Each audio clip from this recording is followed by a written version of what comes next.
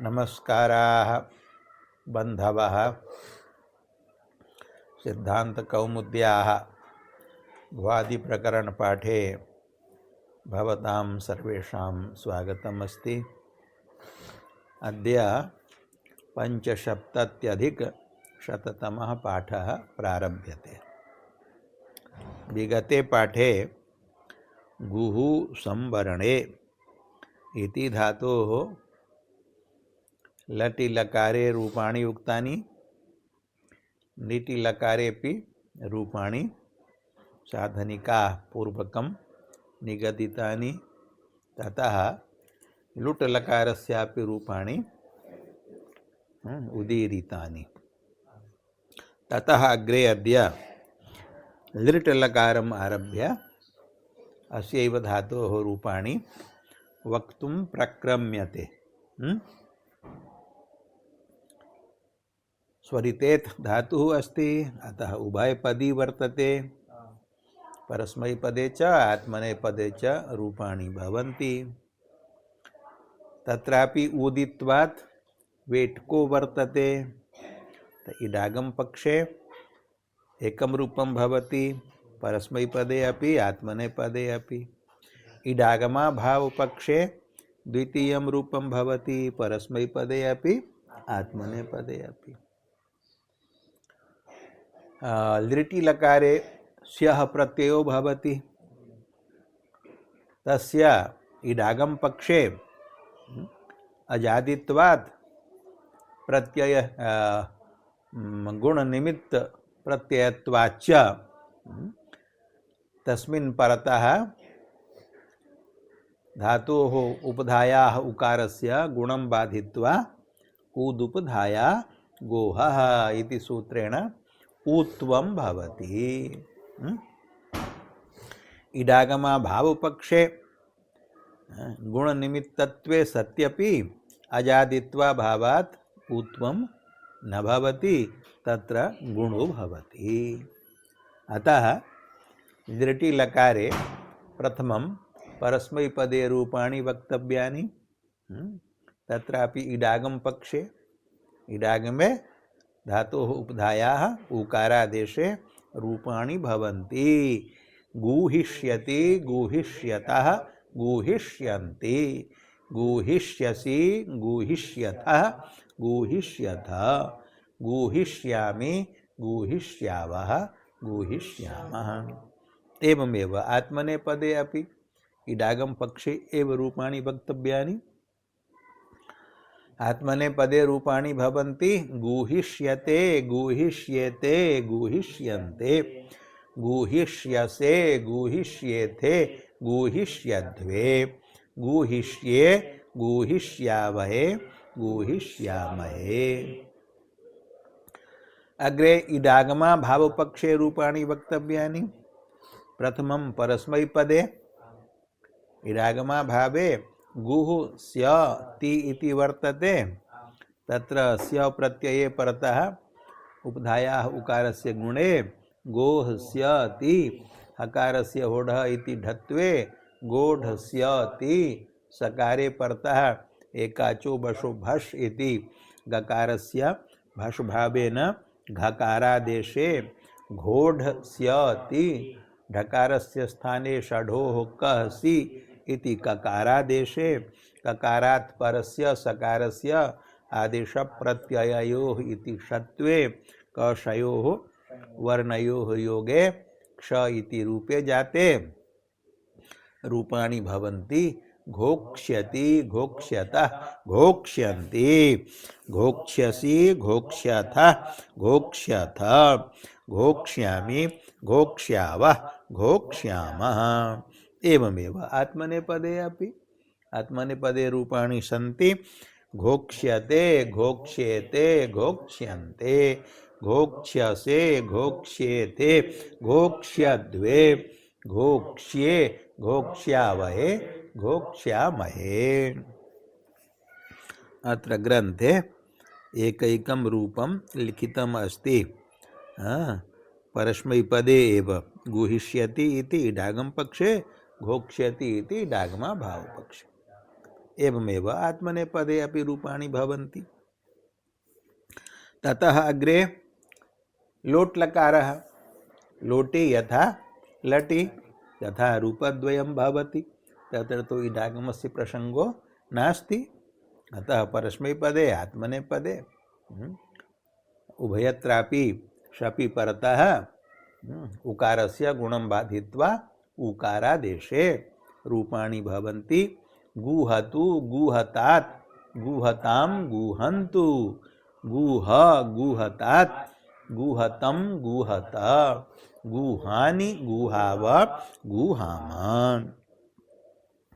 आत्मनेपदे गुहतां गुहेतां गुहन्तां, गुहस्व गुहेथां गुहध्वं, गुहै गुहावहै गुहामहै। एवमेव लङि अपि परस्मैपदे अगुहत अगुहताम अगुहन्, अगुहः अगुहतम अगुहत, अगुहम अगुहाव अगुहाम। आत्मनेपदे अगुहत अगुहेताम अगुहन्त, अगुहथा अगुहेथाम अगुहध्वम, अगुहे अगुहावहि अगुहामहि। तथैव विधिलिङ्गि परस्मैपदे गुहेत गुहेतां गुहेयुः, गुहेः गुहेतं गुहेत, गुहेयं गुहेव गुहेम। आत्मनेपदे गुहेत गुहेयातां गुहेरन्, गुहेथाः गुहेयातां गुहेध्वं, गुहेय गुहेवहि गुहेमहि। अग्रे आशीर्लिङ्गि, अत्र तु शप् नास्ति, परस्मैपदे प्रत्ययानां यासुडागमो भवति, अतः अजादिः न भवति प्रत्ययः। किंच गुणहेतुरपि नास्ति। यासुटः आशीर्लिङ्गि कित्वात् किदाशिषि इति सूत्रेण, अतः अत्र उत्वम् अपि न भवति गुणोपि न भवति। तेन परस्मैपदे आशीर्लिङ्गि रूपाणि भवन्ति।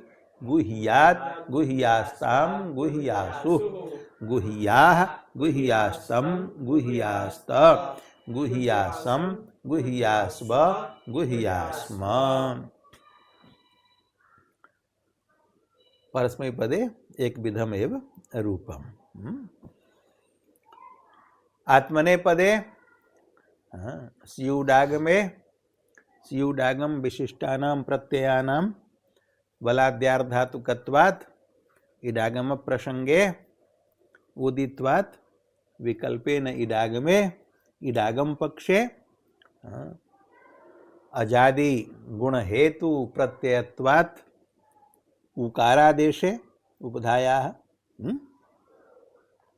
रूपाणि भवन्ति।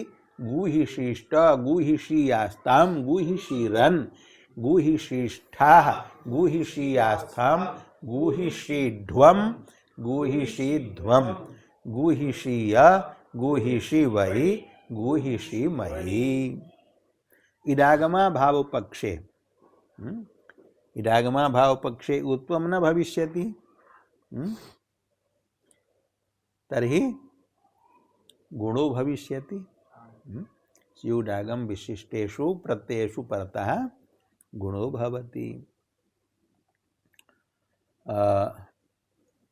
गुणे कृते गोः इति रूपम्। अग्रे स्युडागम विशिष्टः प्रत्ययः वर्तते गोः शी स त।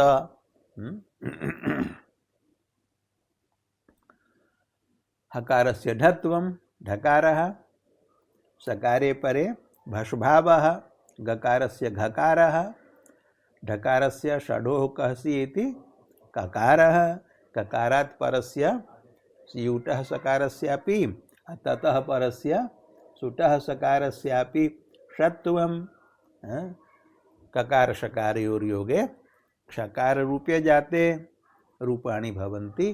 घोक्षिष्ट घोक्षीयास्तां घोक्षीरन्, घोक्षिष्ठाः घोक्षीयास्थां घोक्षीध्वं, घोक्षीय घोक्षीवहि घोक्षीमयी एवं आशीर्लिंगी त्रिविधानि रूपाणि जातानि।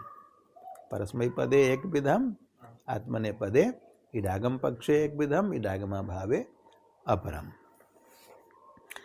अग्रे लुंग लकारस्य रूपाणि वक्तव्यानि।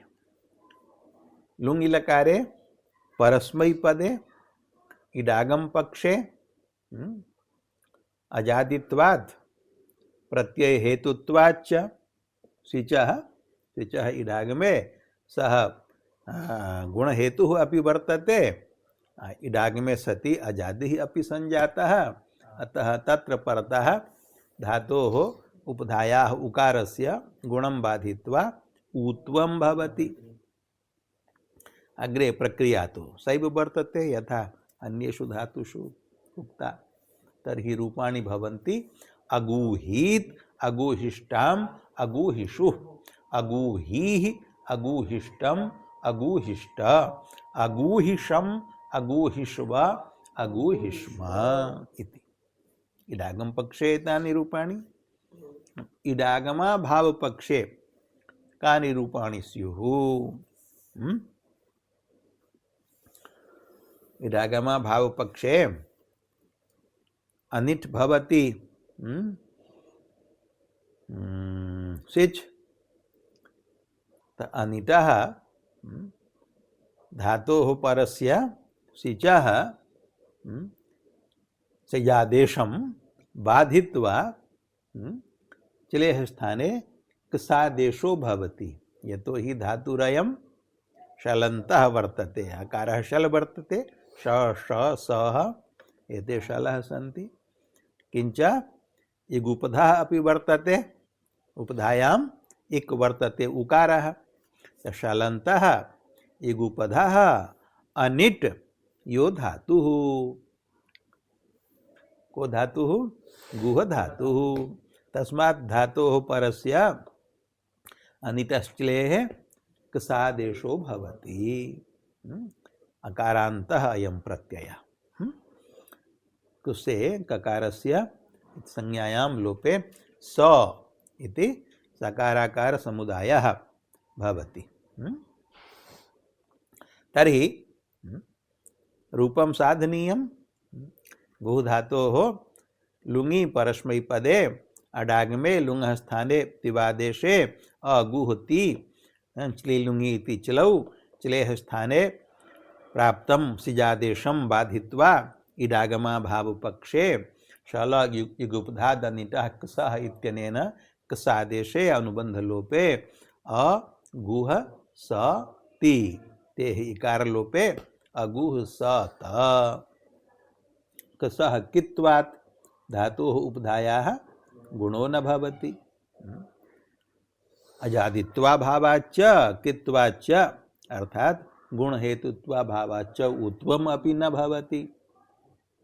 तर्हि आगे प्रक्रिया सैव हकारस्य ढत्वं सकारे परे भष भावः, गकारस्य घकारः, ठकारस्य कत्वं, ककारात् परस्य सकारस्य षत्वं, ककार शकारयोः योगे क्ष इति रूपं। तर्हि रूपं जातम् अघुक्षत, अघुक्षताम्, अघुक्षन्, अघुक्षः, अघुक्षतम्, अघुक्षत, अघुक्षम्, अघुक्षाव, अघुक्षामः, अघुक्षामः। तदेतद् रूपद्वयं ग्रन्थे लिखितम्। अगूहीत् इति इडागम पक्षे, इडभावे कसः इडागमा भाव पक्षे चलेः स्थाने कसादेशे अघुक्षत इति रूपम्। सर्वाणि रूपाणि अस्माभिः उक्तानि एव। एतानि रूपाणि जातानि परस्मै पदे। इदानीम् आत्मने पदे रूपाणि वक्तव्यानि लुङि लकारे। तत्रापि इडागम पक्षे सिचः इडागमो भवति चेत् सः अजादिः गुणहेतुः प्रत्ययो भवति। अतः तस्मिन् परतः गुणं बाधित्वा उपधायाः उकारस्य उत्वं भवति। उत्वे कृते रूपाणि भवन्ति अगूहिष्ट, अगूहिषाताम्, अगूहिषत, अगूहिष्ठाः, अगूहिषाथाम्, अगूहिढ्वम्, अगूहिध्वम, अगूहिषि, अगूहिष्वहि, अगूहिष्महि। एतानि रूपाणि जातानि इडागम पक्षे। अधुना इडागमा भाव पक्षे रूपाणि वक्तव्यानि। यथैव परस्मैपदे इडागमा भाव पक्षे सिजादेशं बाधित्वा कसादेशो भवति, तथैव आत्मनेपदे अपि सिजादेशं बाधित्वा कसादेशो भवति। कसादेशे कृते रूपं भवति अ गुह स त। अत्र अ गुह स त इत्यस्याम् अवस्थायां कसस्य विकल्पेन लोपार्थम सूत्रम लोपार्थम नहीं लुगर्थम, लुगर्थम सूत्रम उपन्यस्यते। लुक् शब्देन संपूर्णस्य प्रत्ययस्य आदर्शनं भवति। प्रत्ययादर्शनस्य लुक् संज्ञा अस्ति।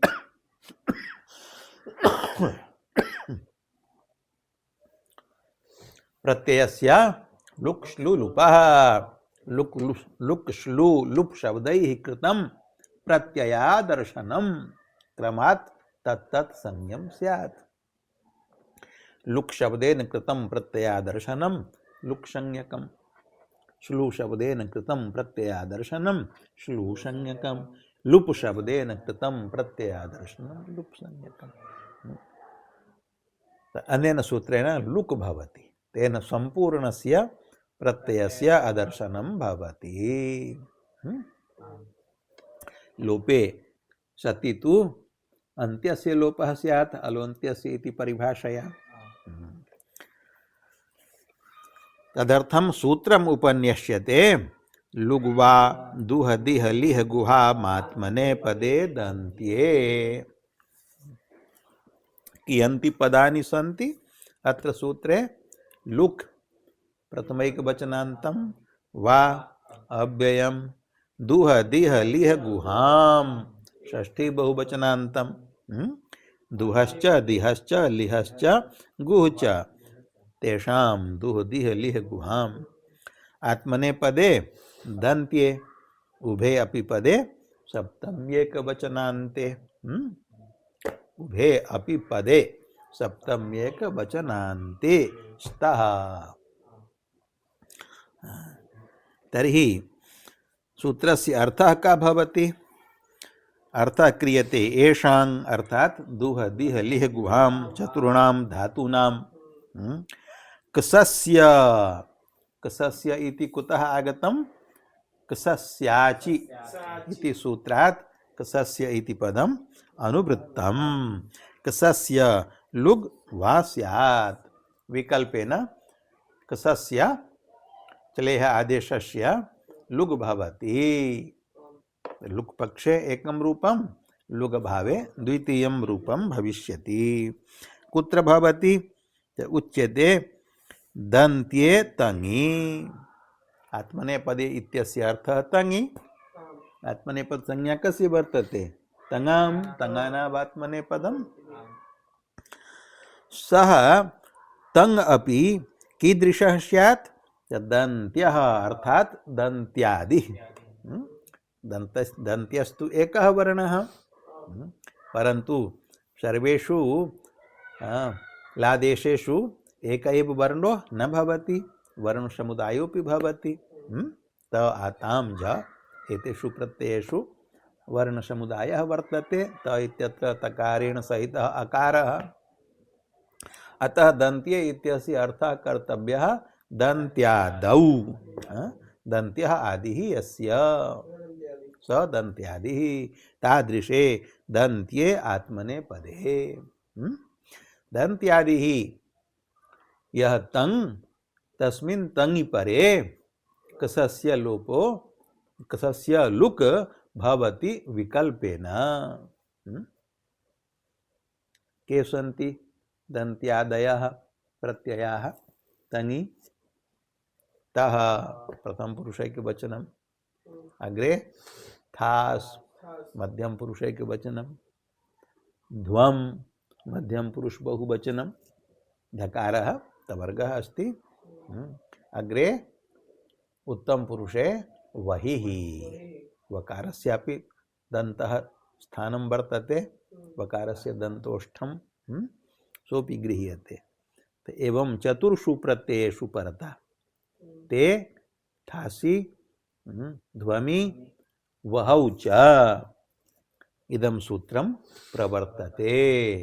एतेन कसस्य संपूर्णस्य प्रत्ययस्य लुक् भवति, अदर्शनं भवति।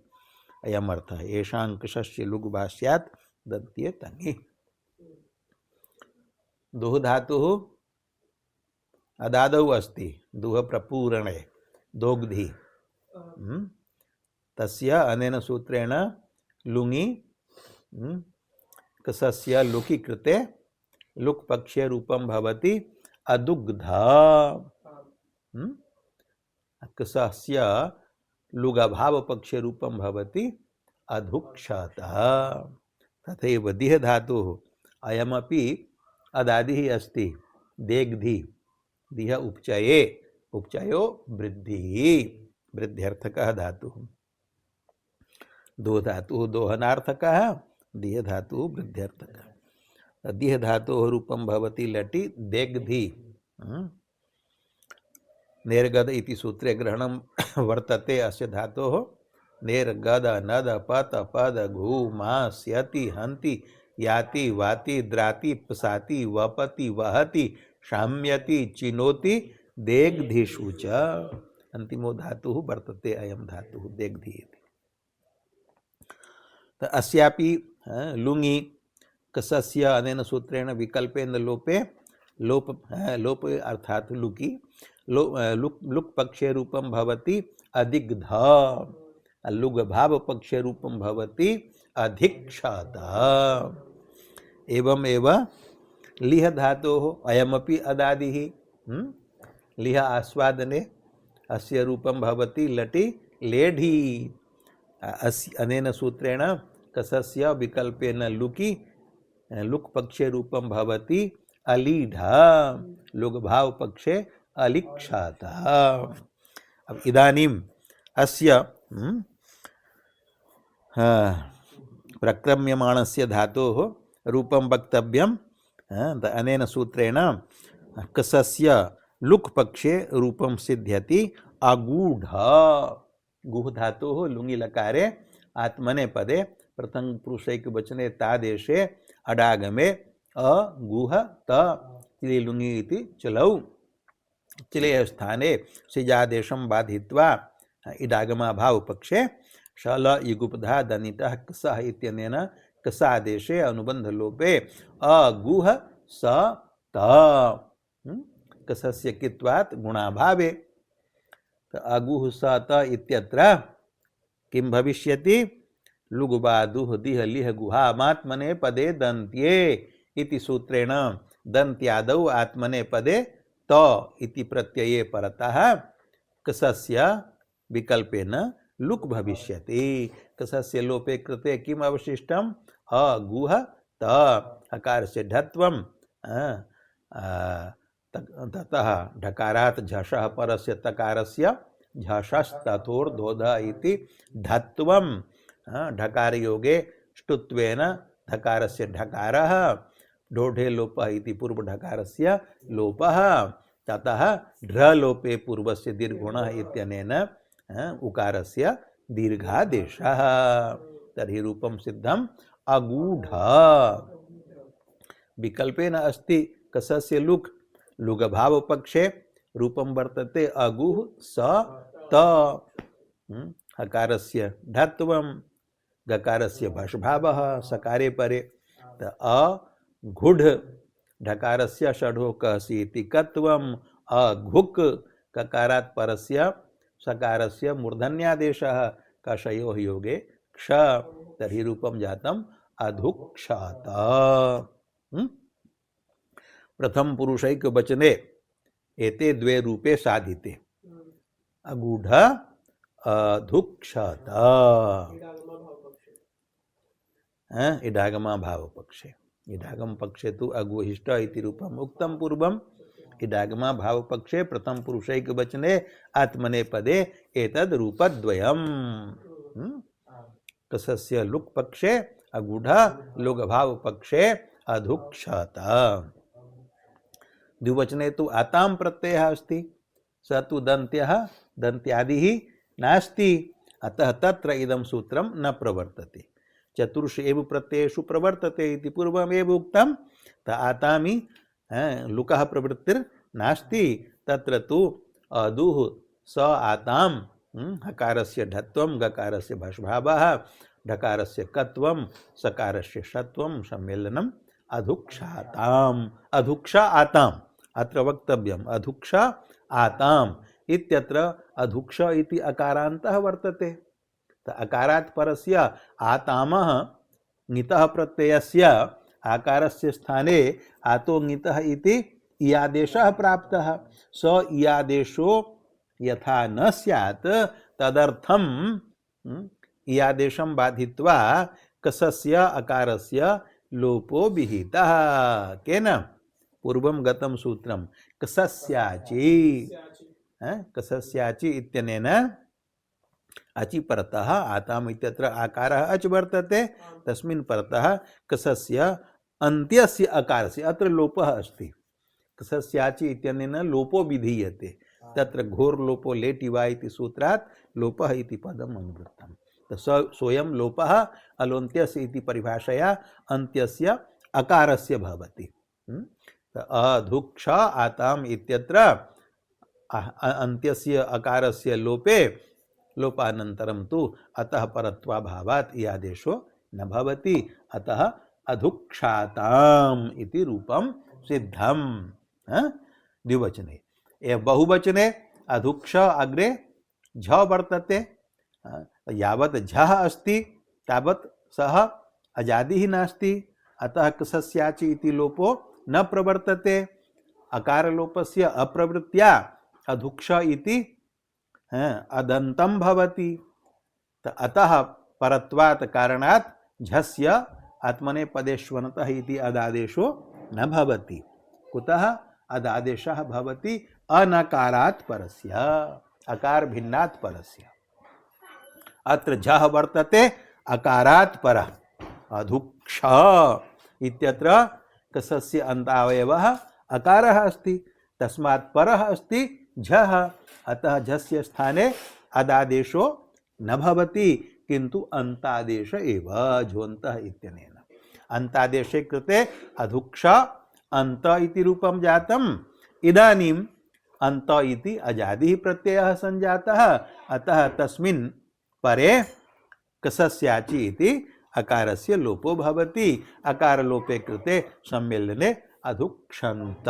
इति रूपम् एवं प्रथम पुरुषे त्रिषु वचनेषु रूपाणि साधितानि एक वचने रूपद्वयं द्विवचने बहुवचने च एकैकं रूपम् अगूढ़ अधुक्षत इति रूपद्वयम् उक्तं कसस्याचि इति अन्तलोपः अधुक्षाताम् इत्यत्र अकारस्य लोपे कृते अधुक्षाताम् इति रूपम् अतएव इयादेशो न भवति अधुक्षन्त इत्यत्रापि अकारलोपः अग्रे समयाभावात् अत्रैव पाठः पूर्यते भवतु शान्तिः ओम शान्तिः शान्तिः शान्तिः।